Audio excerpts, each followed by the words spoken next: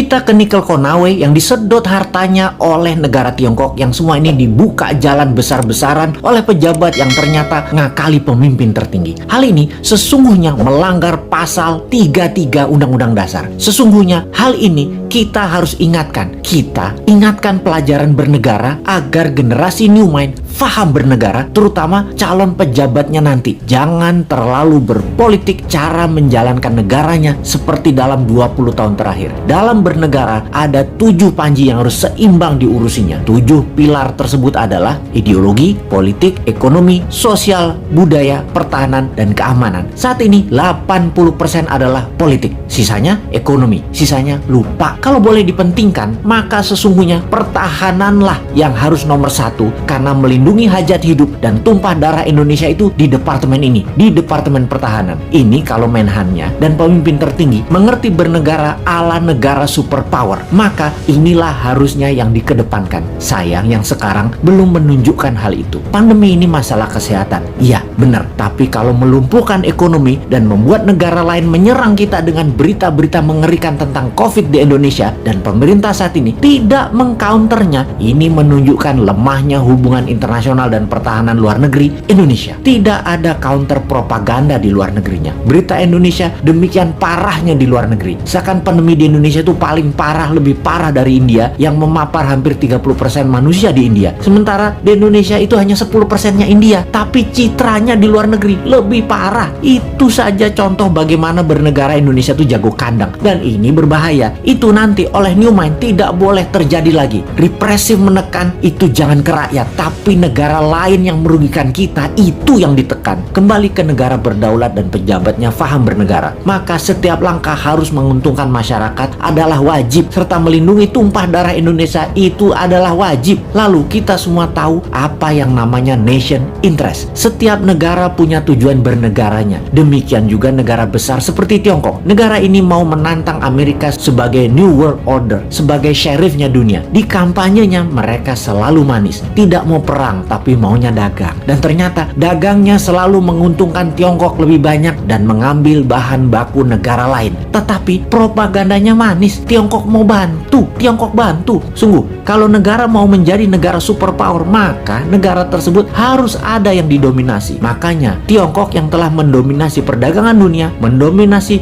distribusi dunia, mendominasi produk murah, mau mendominasi energi yang namanya baterai. Untuk mendominasi baterai, mereka perlu nikel. Untuk itu, nikel terbesar di dunia hanya ada di Indonesia. Mereka mainkanlah. Pokoknya bagaimana caranya bikin semua orang silau, tak melihat niat jahat tadi yang terlihat nolong pindah gede-gedean tambang nikel dan pabrik smelter, mengambil secepatnya bahan baku Indonesia mumpung masih berkuasa dan dibukakan jalan. Dijanjikannya Indonesia akan punya pabrik baterai, tapi bahan bakunya dihajar habis dulu sampai habis. 3 tahun lagi rasanya cukup buat mereka hajar habis tambang tersebut dan menjadikan Tiongkok punya cadangan selama 20 tahun ke depan untuk jadi raja baterai dunia. 90% keuntungan nikel adalah kalau dijadikan baterai, dan itu strategi Tiongkok. Sementara kita dapat taiknya Tiongkok. Sudah sejak 4 tahun lalu kita berjuang mengingatkan bahayanya tambang nikel di Sulawesi karena tidak menghasilkan keuntungan apapun buat Indonesia, atau kurang menghasilkan keuntungan buat Indonesia. Buktinya